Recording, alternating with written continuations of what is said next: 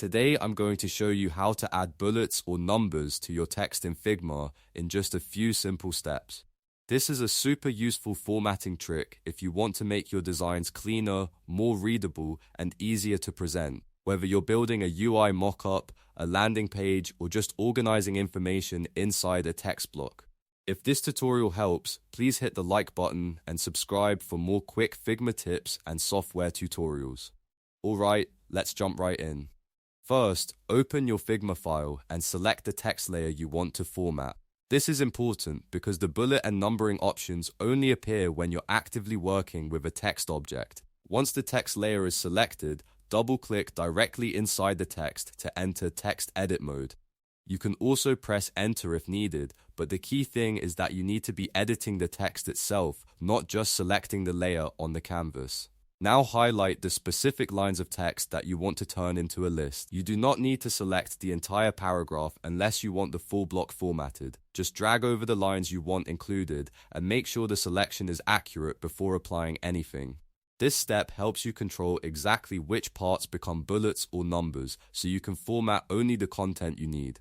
After the lines are highlighted, look over to the right-hand sidebar in Figma. This is where the text formatting controls are located. In the top area of the text settings, you'll see the bullets icon and the numbers icon. If you want a simple list with dots, click the bullets option. If you want a numbered list instead, click the numbers option.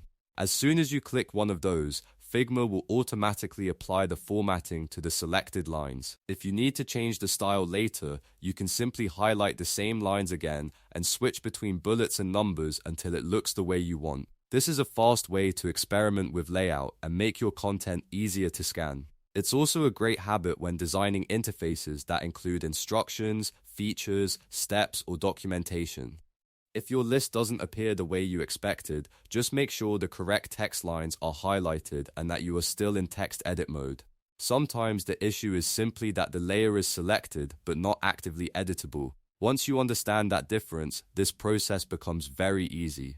And that's it, you now know how to add bullets or numbers to your text in Figma. It only takes a few clicks, but it can make a big difference in how polished and organized your design looks.